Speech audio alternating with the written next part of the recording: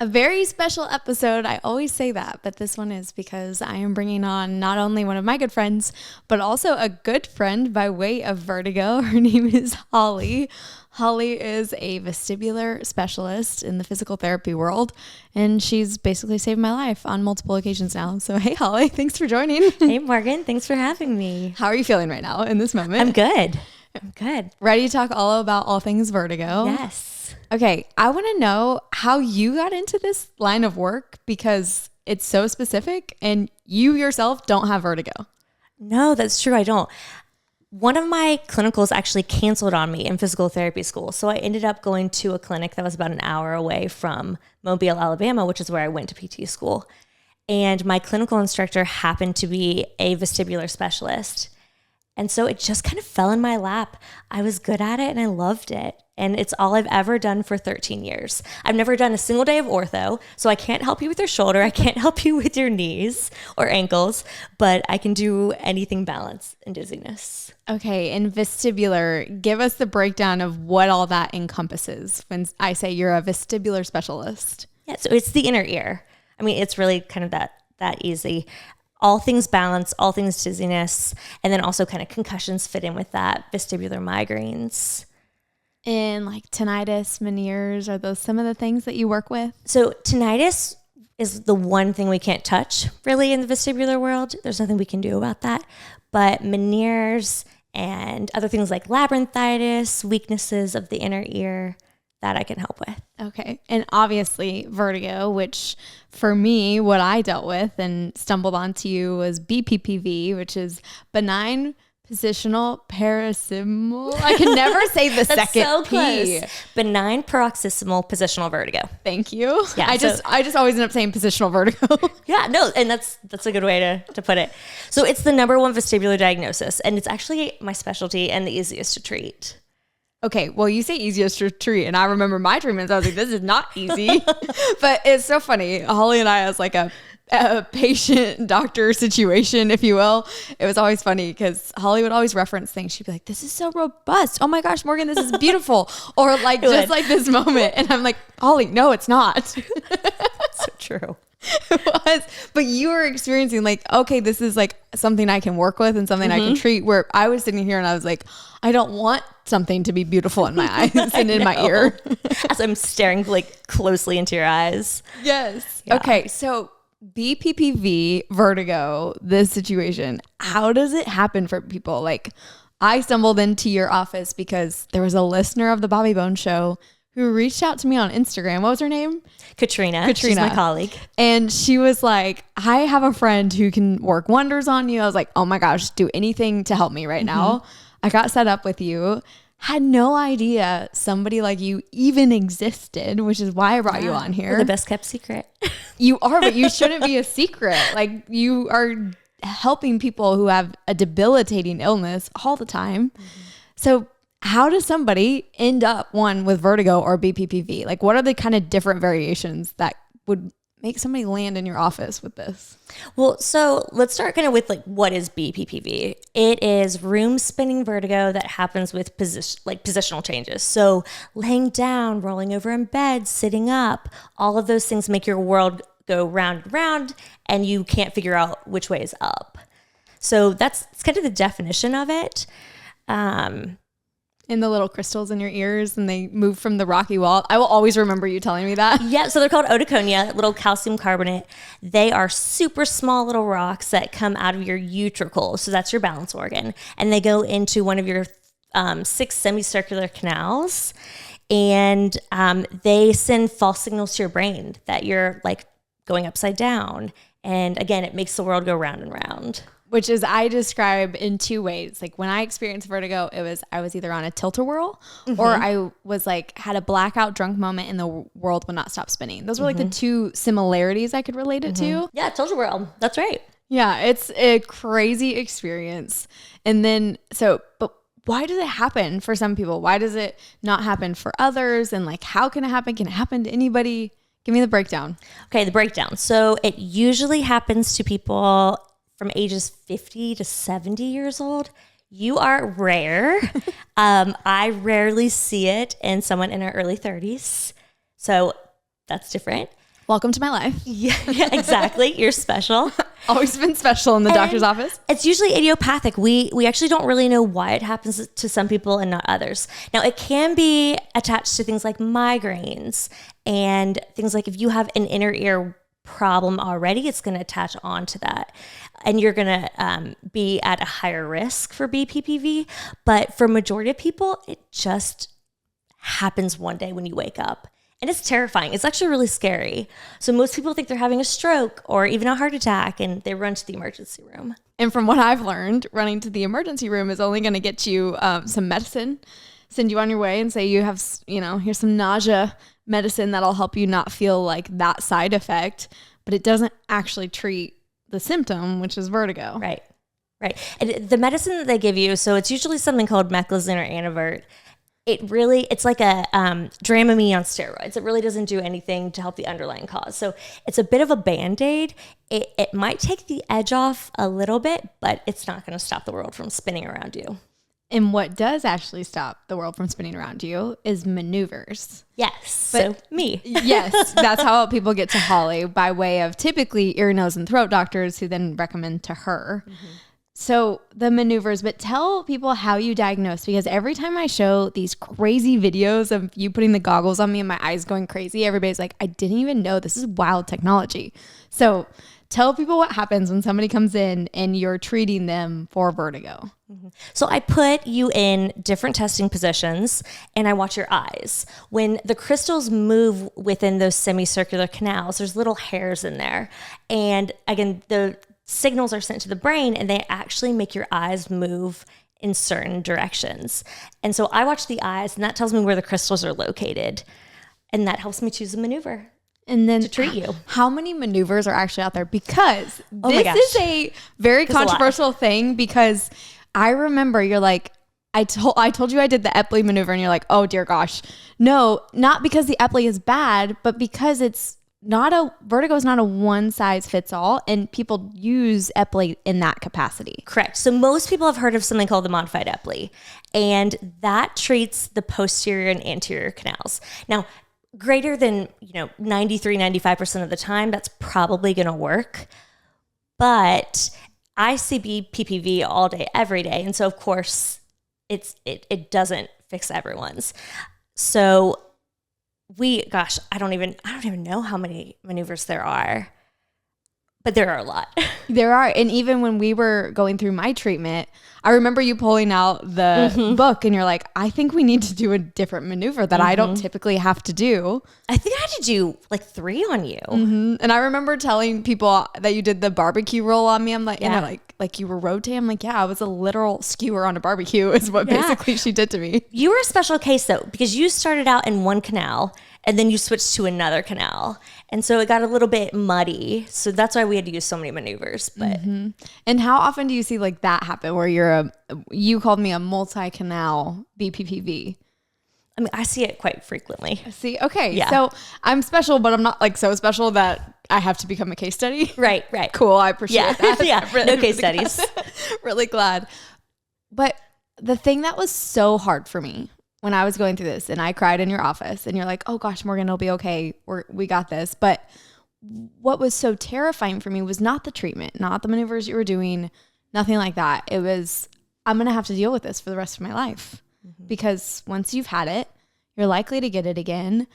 When I first walked into your office for the very first time ever, February of 2024, we were like, okay, this potentially came from a Bounce Fitness class and this may never happen again. Hopefully this is it. This is one time in 10 years from now, maybe, but we're hoping it was a one-off. And fast forward to this year, 2025, and it happens again. And I was like, no, this means it's going to happen more. And I do not want this in my life. And so I was having this huge panic, which I think anybody who deals, one with a chronic illness, one with an invisible illness, 3 with a debilitating illness that people don't understand on any of those levels, you feel just overwhelmed with what your life is going to be like indefinitely. And so when I was sitting in there and I was crying, you're like, oh no, like we're going to treat this. I was like, no, this is not you. This is like me realizing that my body's kind of betrayed me and I now have to do this all the time to get better. And it's so debilitating. It is. Yeah. Do you see a lot of your patients come in and they have this kind of same experience where it's like, is this for real? This is what I'm going to have to keep dealing with? One of the number one questions that I hear is, how do I prevent it from happening again? And there's a really bad joke in the vestibular world that we say that's job security for us. There is no way to prevent it. Things like high intensity aerobic activity, which is probably why it happened to you in the first place. You were at the bounce class. So like a lot of impact on the floor probably made those crystals come loose. But other things like going into surgery and then being sedentary for a while, going to the dentist, going back and getting your hair done, things like that can also make BPPV reoccur.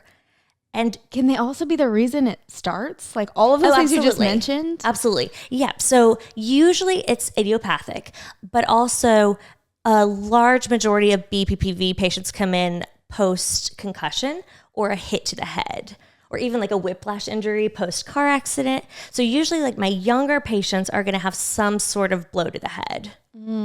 But when I came in, you're like, oh, you did a fitness class? What is happening? Yours was a high intensity aerobic fitness class that likely made it happen. Oh my gosh. And see, that's what's so crazy about it. And when I talk to people and they're like, well, you're good now. I'm like, well, I'm good until it chooses to happen again. Right. And that's what's so scary because it can happen again and it can happen. You have no warning. You have no way of preventing it. Just like you said, it's just, and then you're knocked out. Like when it first happens to me, I am stuck in my bed for like 3 days, waiting until whatever the moment of the episode started kind of subsides to then start trying to heal. And that's what's so scary about BPPV and vertigo itself. But like that experience that I had where it was like, again, when I was sitting there and I was like, oh my gosh, I could be driving. I could be on a road trip. I could be miles away from Holly. I could be getting married and I literally could have this vertigo episode happen. And that experience was just, everything came washing over me in that moment where I was like, this is now my life. And now I'm like on this mission to be like, how can I get the healthiest I've ever been, and the potential that it somehow impacts this is the goal, right? Like I just hope that I inadvertently do something to help it. Yeah. And there's really, truly nothing out there that is proven to help prevent it, except potentially vitamin D levels. So we do have our patients get their vitamin D levels checked because if you're on the lower side, it can lead to recurrence. But other than that, there's no special diet. We don't tell you to give up coffee or alcohol. You know, there's nothing that's food related that will help prevent it from happening or from occurring in the first place. Well, and that's what I see a lot because the internet is kind of a dangerous place. It is. And you see a lot of things of, okay, well, I went gluten-free and my vertigo stopped. Or you see someone who goes, I went to a chiropractor. I've never had issues again. These kind of gambit of things. But like truly medical sense, is any of that proven? Or is it just like potentially happenstance that those connected? Well, I think we need to realize that vertigo is not just BPPV. Vertigo can come from a multitude of vestibular diagnoses that actually create the same room spinning symptoms. So it's not always super, super easy to treat, which BPPV is, but other things like vestibular migraines or a vestibular neuritis, which is a weakness of the inner ear, they actually create the same symptoms that positional vertigo does. Okay, so when people are having these experiences of things helping them, it's likely that something else is going on that those helped them. But like BPPV itself, if you just have like me, potentially, we're still working through my understanding of what the heck is going on in my anatomy. But say I just end up having BPPV. There is nothing besides the potential of vitamin D levels that I could do that would prevent it from happening. Right. That's correct. And you're so young, it's likely going to happen again. And I've heard of a lot of people who get this. This is the craziest part to me. Because when this first happened and I found out about you and you were treating me and I was slowly getting better, there were so many people that reached out and they were like, I live with this every day for months on end. And they get a little bit better because that's the process of vertigo, which also you taught me that vertigo itself is just the symptom and then you have the diagnosis. So like, just like you were mentioning, vertigo can be caused by a multitude of different things. But what I'm aligning here with is the BPPV, which is my diagnosis. That's correct. You're special. And I say that in a way that your system is actually really sensitive to the BPPV. So not everyone that comes to me has to be in bed for 3 days. There are people that actually still are able to get up and go to work and function no problem at all. But that is because their BPPV is not as what I call robust as yours. So it's likely that the crystals are either really small. So they range from 3 microns to 30 microns. Okay. Wow. That's really tiny. And which you also told me you can't even see them on, like, you can't pull them out and see them under a microscope. No, they're so small. So if you, let's say you have like a cluster of size 3 micron otoconia that are going through your canals, your eye movements and your symptoms are not going to be as intense as if the otoconia are size 30 microns and they're moving fast through the canals. So, that's going to create a much more intense situation. So it's not always going to make people vomit and make them sick to their stomach or make them miss work. But in your case, you're just one of the lucky ones and you've had really good bouts. Yeah, really, really lovely bouts. I'm so lucky. Yeah. So when we talk about this though, and people hear, like, they'll have like a dizziness spell, is that potentially vertigo, or is it like dizziness and vertigo are separated? Because I was kind of having this conversation with somebody online and she was like, well, if you get motion sickness and then you have dizziness, it can be connected to vertigo. Is that all intertwined, or are they kind of separate entities? Dizziness is kind of an umbrella term. So dizziness is usually used to describe swimmy-headed, lightheaded feelings, whereas vertigo is actually the room spinning. But also you can have vertigo where people say they're spinning within their own head. And so that can happen as well. Okay. But no, dizziness is kind of the umbrella term, and then vertigo usually fits underneath that. Okay. But specifically, if somebody's having a vertigo episode, typically the world is spinning. Typically. Versus like you're just like a little bit nauseous, queasy, lightheaded as kind of the dizziness experience. Right. Is motion sickness, vertigo connected at all? Is there some, because that's an internet thing where it's like, if you get motion sickness in the car or you get motion sickness on rides, which I've had my entire life, and I never had vertigo until now. Are those connected at all? Like, is there something to that? Motion sickness is not connected to BPPV in particular. Okay. I know there's no connection. I know that's a crazy thing, but like when I was going through this experience and I'm going online searching for all kinds of answers, I'm just trying to find anything to understand what's happening to me. Right. Because when it does happen to you, you're terrified and you're like, it's so all scary. I know is the world just went spinning and I can't move my body upright. And you're like, what does that mean? And you Google and it's like, you have vertigo. And then I'm like, what the heck is vertigo? And you just go down this rabbit hole of trying to understand what's happening to your body. Because in my day-to-day life, my entire life, there's only one person, a good friend of mine, who actually has some hearing loss and she has vertigo. She's the only person I've ever known in my life that has had it, or at least that's talked about having it. But of course, now that I talk about it, everyone has it. Yeah, usually if you mention it to one person, they're like, oh, my mom had it, my sister had it, my aunt had it. And it may or may not have been BPPV, but still, they're describing it as vertigo. So people who do have potentially like this room spinning vertigo, BPPV, do they have to live with it? Like you see so many often that people are like, I live with this for my entire life and I'll have an episode and then it gets a little bit better and then it'll happen again. Like, because to my understanding, you've gotten me to 100% again twice. And ever since, like, only when I'm having those episodes am I living with it. Once the episode has cleared, as you call it, it's over.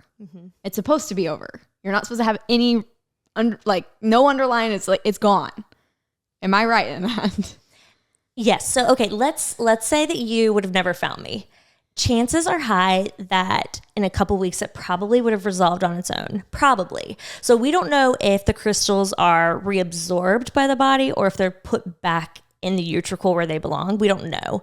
But it generally does resolve on its own after a period of time. I will say though, last week I saw a patient and she was in a car accident 8 years ago.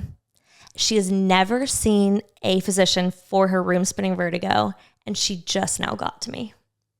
8 years. Mm-hmm. And I put her through all the testing positions, and sure enough, it was straightforward posterior canal, what we call canalithiasis. So those otoconia, those little crystals were just hanging out in the canal, and I cleared her in one session.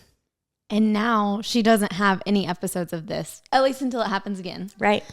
Wow. But she dealt with it for 8 years. 8 years. And we cleared it in one session.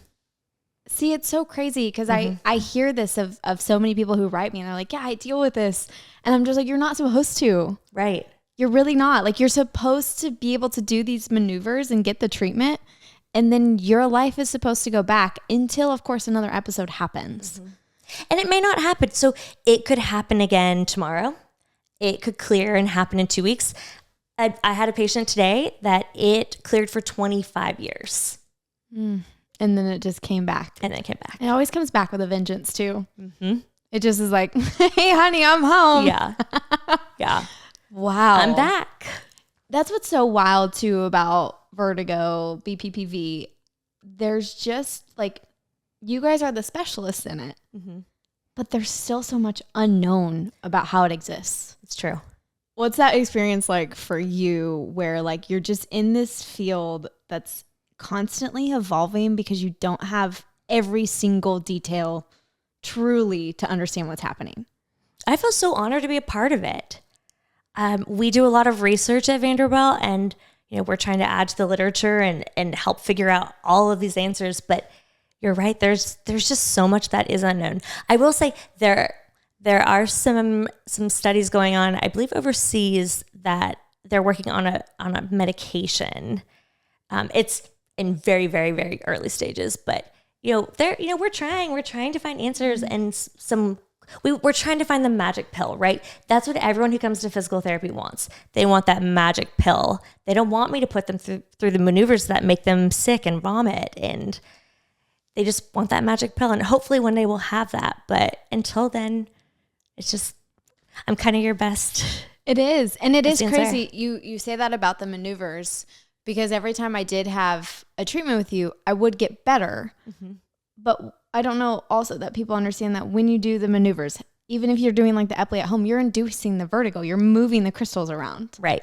So you're literally what you are trying to avoid happening, you're doing. You're moving you in the positions to try and get them to move back to where they're supposed to be. Right. And every time I would get done with like one of our sessions, I'm like, I'm out for the count. I'll see you guys tomorrow. Like, I'll get better. That was just so crazy to people because it's like, you went to an appointment, you're supposed to be better. Like, I'm like, no, I will. But it's just a little bit different of how that works. Yeah. And do you remember one of the number one things I told you? Yeah. So we encourage movement. We don't want you to avoid any positions except for right after the repositioning. Then we want you to stay pretty still for a short period of time. But we don't want you to be fearful. We don't want you to not roll on your right side. We don't want you to be scared to get up out of bed. So we encourage movement. It's important for the inner ear.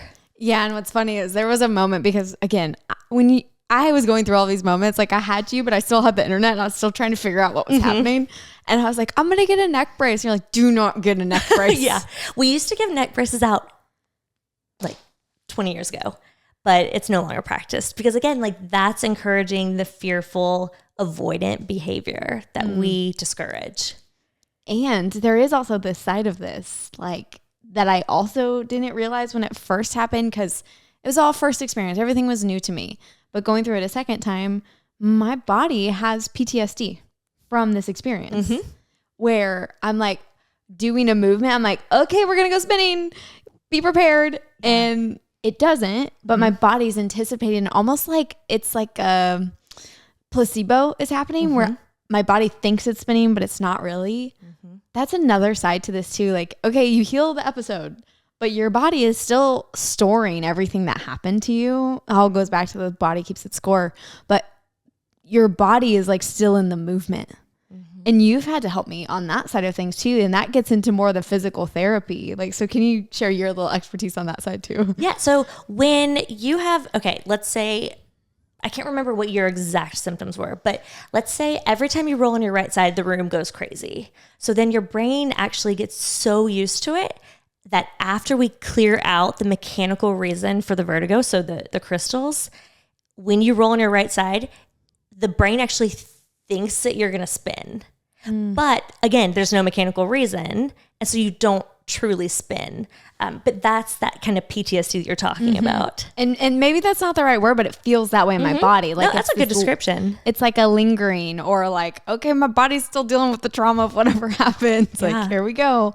And we had to retrain my body this last time to literally roll over on its side. Because every time I rolled over, I was like, I think I'm having an episode. You're like, you're not, you're cleared.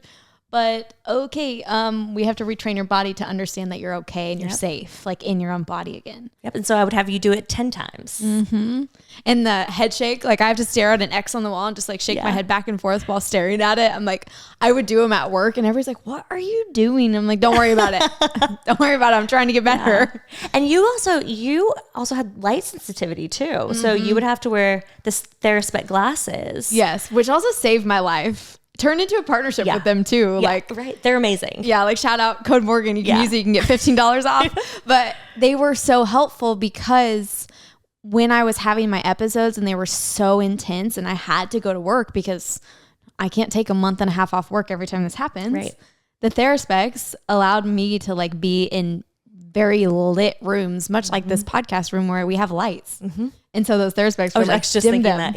Yeah. And I was wearing them on the podcast too, because it dimmed everything around me. Yeah. What is that technology of like, why you guys use those when people have the light sensitivity? Because people are asking and I don't know. I just know they helped. I know just enough about this to tell you. So you actually have the rose color lenses and they block out 25 times more of whatever it is they block out than blue light. Okay. So I can't tell you that. And now I can tell you that again, shout out Theraspec, like they have all different color lenses that, you know, if you've got sensitivity to sunlight, you may need this color lens. Or if you have sensitivity to fluorescent lights, you need this color lens. So, you know, they can be really helpful. Well, and this is also something that I newly learned was how connected my eyes were to my balance and inner ears, which was why I was light sensitive, because I wasn't before, but because I was going through this, like all of that connects in there.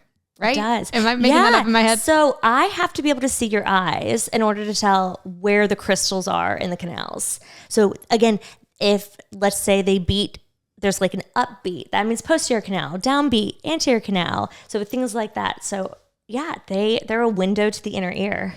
That's so crazy. It reminds you how connected everything is. No different how like your skin is your biggest organ. Yeah. You put stuff on that, it's absorbed in your body. It's all of that, right? And I'm learning all of this and I'm just like, oh, it really is all connected and holy crap, this sucks. But here we are.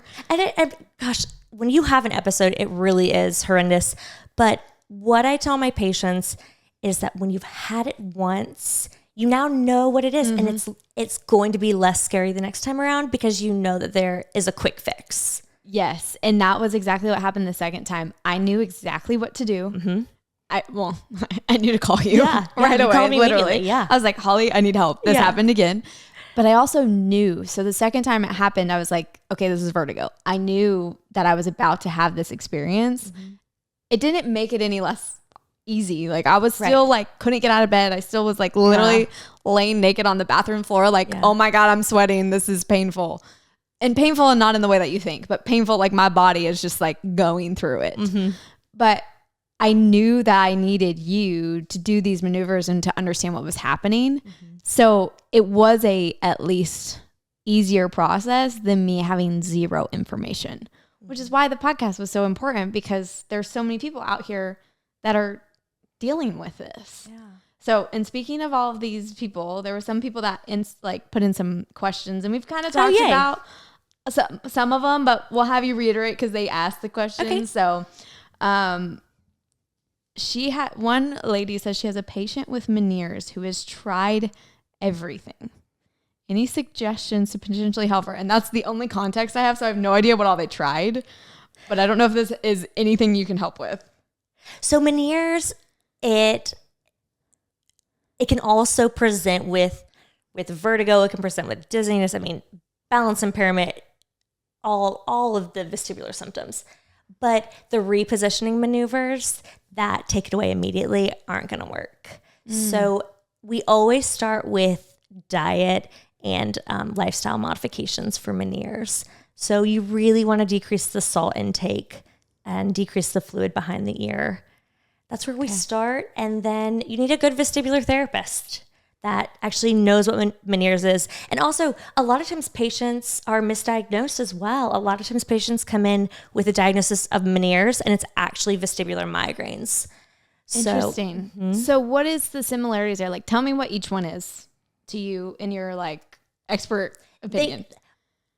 They just share a lot of the same symptoms. Okay. Is the problem. So I'm thinking vestibular migraines are like very intense headaches, like very painful, and maybe you have some lightheadedness, dizziness with it. Meniere's, if I remember my research correctly, is like you have like something's happening within your ear anatomy that's causing the vertigo to happen. Is that correct? Am I... Yes, very close. Yes. So Meniere's, there's a lot of fluid going on behind the ears. One day the person can walk down the hallway just fine, and the following day they can have an attack and literally be falling into the walls. It's a wild presentation. Vestibular migraine is very different in the fact that you actually, I believe it's greater than 60% don't actually have the headache component. Interesting. You just have the vestibular symptoms. You can have the visual auras and all of that, but there's actually no pain. So that's why it goes misdiagnosed a lot. Wow. Okay, that's super interesting because I associate migraine with headache, pain, because migraine is just like an amplified headache to my understanding. Yeah. So when you said that, I was like, oh yeah, like that's crazy. Okay, so hopefully that's some helpful things. Maybe you guys haven't, but again, I don't have any other context, like what all I've tried and what else they've done. I would say in that case, just find your nearest vestibular PT. Okay. Yeah. That's good information. Yeah. Can stress cause vertigo to flare up? Not from a crystal standpoint. Okay. So it is one of the triggers for, say, vestibular migraine. So a lot of times patients will have to be medically managed with medications, things like that, because they can't avoid the stress of a really hard job or their in-laws just moved into their home. So things like that. Okay. It can trigger symptoms of dizziness. Absolutely. But it's not connected to BPPV. Okay. See, and this is crazy about just all these different areas is like there can be so much happening in there. And you really need someone like a Holly to understand the anatomy and what's going on in there because it can go so misdiagnosed on multiple levels, to your point, like not just Meniere's, but all of them. At least this is how it's sounding to me.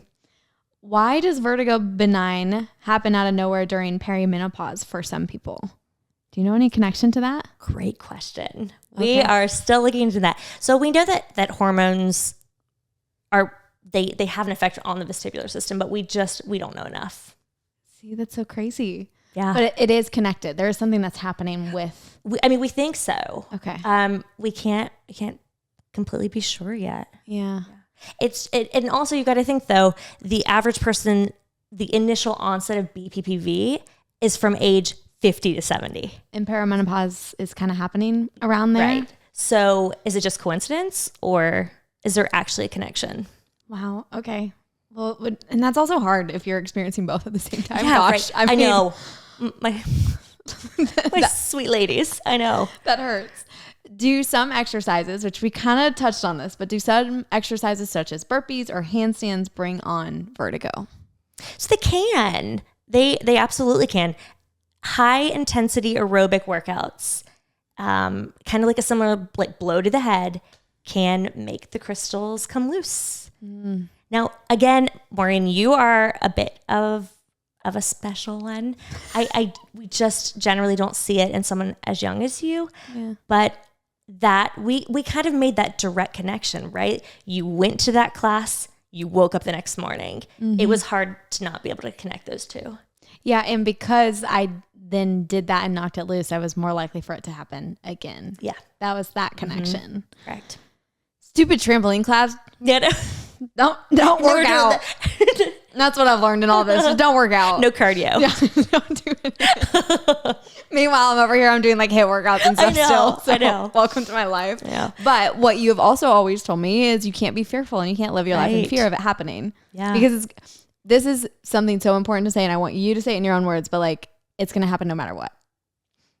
Yeah. So whether you are sitting on the couch or you are out having fun with your friends and living your life, if those crystals come loose, they come loose. I mean, it's going to happen whether you like it or not. Yeah.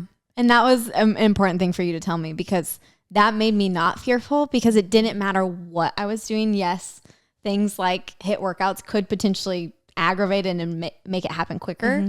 But you telling me that was like, okay, this happening regardless, I can go out and like have my life and it'll be fine. It's going to happen regardless. So I might as well enjoy what I can do in the moment. Yeah. And we don't know who it's going to happen to. So just because your mom had it or your aunt had it, it doesn't mean that you're going to have it. It's not genetic either. It's not. Which was an important detail you also told me, because nobody in my family ever had it. And you were like, yeah, it's not, you get kind of picked out of the litter. You're just one of the lucky ones. Yeah. We were meant to be friends. That's why. We were. That's exactly why it was supposed to happen. Okay. And some of these other ones came in here, but they're kind of funny. It'll make you laugh. Yes. Why? Like, why does this happen? We don't know. Like, we're learning about our systems and everything. It's true. Then another one was, why does my vestibular system hate me? Girl with many ears. Oh. So maybe you can give her some words of wisdom or something to make her feel better, because you made me feel better in a lot of hard moments for me. So with any vestibular diagnoses, life gets better. You just have to have the right treatment. And it's so, for me as a vestibular specialist, it's so frustrating when patients come in like this week, girl, like I can help you. Like my colleagues, we can help you. There's treatment. We can make you live a normal life. We can make you have fun again and not be fearful. Yeah. There is treatment. Yeah. There's not a magic pill. I mean, it's a little bit of work. You know, BPPV is a quick fix. We love BPPV, right? Like one quick maneuver. You say we. I don't. Yeah. And also, it was not quick for me, so don't look at me. So as a vestibular therapist, we love BPPV. It's super straightforward. It's, you know, again, you come in with these positional changes, we do a quick maneuver, and you're done. Other diagnoses like vestibular hypofunctions, weaknesses, Meniere's, vestibular migraines, they require a little bit of work, a lot of homework, actually. So yeah, and it sounds like some of them come with lifestyle changes, which is some of the hardest illnesses to deal with. And diets and things like that. Changing things in your entire life. Whereas mine, I just have to come in and you have to keep working me through treatment, and then one day it'll be over and until the next time kind of thing. So I do understand that side of it too. And this is another one we had already kind of answered, but he had asked, well, how do I get rid of reoccurring BPPV? Although mild, sometimes I'm just tired of it. I understand. How do you get rid of it? You come see me. You get treatment. Because isn't it also possible too, because this was something I had to learn, like just going to a regular physical therapist, although incredibly helpful in so many scenarios, I had gone to one and the only maneuver he knew was Epley. And for me specifically, Epley was not going to help me. Right. Yeah. Sometimes the modified Epley just doesn't work. And in your case, it just isn't the magic ticket. So I think we tried the Lee maneuver on you, the Smont. There were a couple of different things. But again, it's not always posterior anterior. So if you go to a general orthopedic physical therapist and they put you in the testing positions, they may not have the equipment that I have. So specifically, I have these video goggles.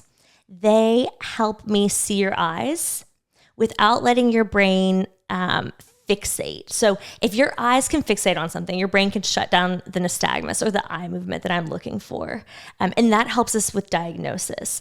And if you go to an orthopedic PT, they may not have that specialty equipment, and then they may not be able to see what they need to see, and then they won't be able to treat you.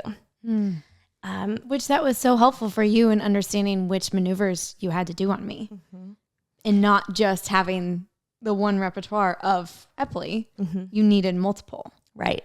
Which was so important. And again, that was a part of my learning journey because I had somebody do an Epley maneuver on me, and I was like, I'm not better. Okay, you guys are all lying on the internet.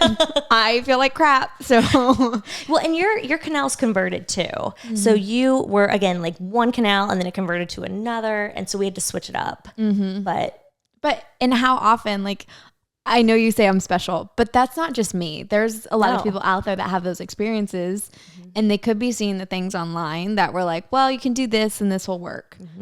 When in reality, like, it always helps to have an expert like a Holly. Like, if you're not in Nashville or around Nashville, find a vestibular specialist. That is the key to looking for, right? Like, it's true. To finding a you somewhere else. Yeah. I mean, you can give it a shot at home by yourself. So you can look up the modified Epley online and 50-50 guess the correct side and try to treat yourself. The problem with treating yourself is that you can actually make it a little bit worse. Which is what I did. And so if you make it worse, it can actually convert to a more difficult canal, like the horizontal canal. And even worse than that, the crystals can actually go from the canal to the cupula, which is a jelly-like material where the crystals get stuck. And then what do you have to do when something is stuck? You have to knock it loose. So then we've got to knock out the crystals and then clear them from the canal. Which I also had experience with as well. When you called the cupula jelly-like substance. So I really used a lot of normal people terms like rocky wall and jelly-like substance and crystals. Yeah.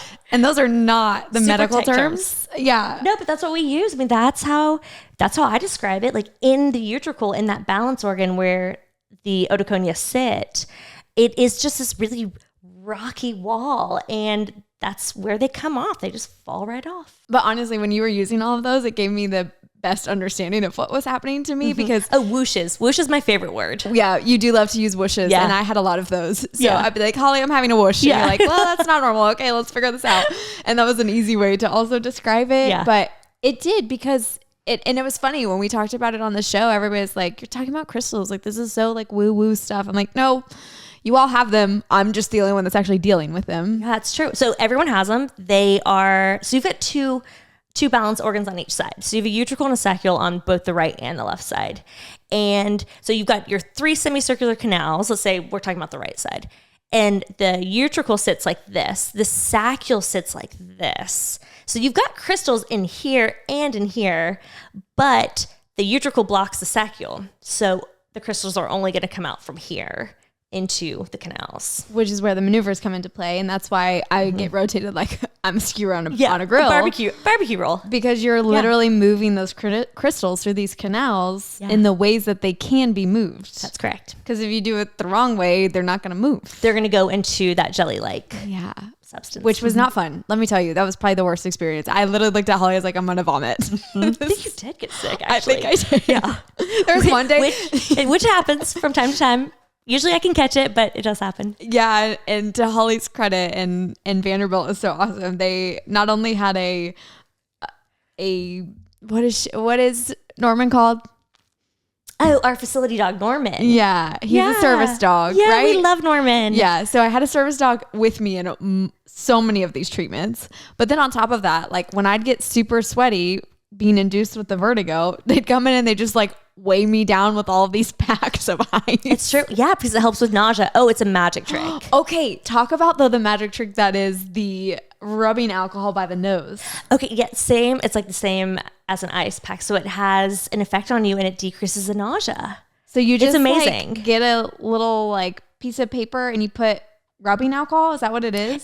We have the little rubbing alcohol pads. Okay, and you just pull out a pad. Yeah, I just held it up against your nose. And it stopped the nausea from coming? Can that happen with all kinds of nausea, or is it specifically related to this? Yeah, absolutely. That's so crazy. I learned about that too. See, all the things that I learned in this experience. I mean, ice packs. So ice packs are my go-to, and then I use the rubbing alcohol. Yeah, because the ice packs do feel really good. It's because your body is like heating up. It's like you're kind of like a core, and it's gonna explode. You get super clammy and sweaty, and again, people do get sick, which is You guys sent me home with one of those like throw up bags. Yeah, we did. I'm pretty sure it's still in my car. Yeah. I'm like, if somebody ever sees this, they're gonna be like, well, what is wrong with this woman? Yeah. Like, yeah, it's fine, just in case. It's so interesting to me though. Some patients come in with a lot of nausea and they're super, super sensitive to the maneuvers like you. Mm-hmm. And then other patients that come in, they just have zero nausea, zero complaints while I'm doing it. And then they just run on their way. It's fascinating to me that everyone's system is so different. I do wonder too if there's a connection for me in that, because I have, like, growing up, I've always gotten, this is why I hate roller coasters. They make me so ill. So ill. But also I hate the drop that you get in your belly when it happens. But more than that, like, I get literally violently ill.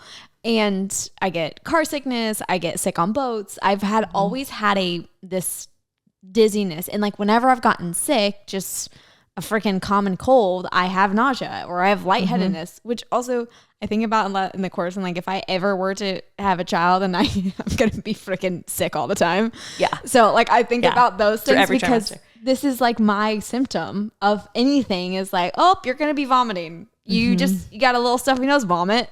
Like that's just my life. And so I do wonder if you have sensitivity in your life, then like something like this happens and all it does is like, I mean, yeah, maybe. It has to, because not everybody feels that way in all of those experiences, right? Right. No, it's true. So then you get two different people with vertigo, one like me and one that doesn't. And they're like, no, it's fine. Where my body's like, yeah, no, we hate this. We're good. Systems are so weird, which is also why I wanted to bring you on and just talk about just the craziness of all of this. So many people deal with it. You don't have to be alone in dealing with it. You can also get treatment. Like you don't have to live with this. And I think that's the take home of today. And that's kind of what you and I wanted to get across to everyone is like, there is hope. There is an answer. There is treatment. And there's, in BPPV alone, specifically, there's quick treatment. You just have to go to the right therapist. Not all physical therapists are created equal. Just like I said earlier, like you're not going to come to me for me to fix your shoulder. Yeah. It's a very specific thing. So the thing that we always do and leave on this podcast is like, whether it be a piece of advice, some motivation, and that might have just been it. We might have just had our closure. But is there anything that we haven't talked about that you wanted to make sure you shared in this whole kind of experience of our friendship and vertigo treatment? I think it's important to me as a vestibular specialist that all my patients know that they don't have to be scared. And like you said, they're not alone. So many people suffer from vestibular diagnoses and illnesses, but there's treatment and you have to find the right therapist. So I just kind of want to give like a little shout out. If you are watching this podcast and you don't know where to go, there is a website called APTA. And if you type in APTA vestibular map of providers, then it's going to pop up all the states and all the vestibular providers that are part of the APTA, so American Physical Therapy Association. So that's a really easy way to find a therapist that specializes in vertigo. Or you can come to Vanderbilt and see me and my colleagues. We are at Pi Beta Phi Rehab, and we love what we do. Which you should absolutely see Holly and her colleagues if you are in the area. But if you're not, dang, that tool is awesome. I didn't know that existed. It's the best resource. And so I just really want everyone to know that you don't have to come, 8 hours to see us. There are vestibular specialists all over the country. Yeah. Oh, Holly, well, you did so good. I know you were nervous about doing this, but you did so great. Yay. And I appreciate you coming on and like sharing all of your wisdom and expertise, because as much as you probably don't want to admit it, you are an expert in what you're doing, and you're doing like the work that matters, and you're changing people's lives. That's really sweet. I love what I do. I mean, it makes me happy every day. So, yay. Well, thank you for coming on. I appreciate it. Thanks.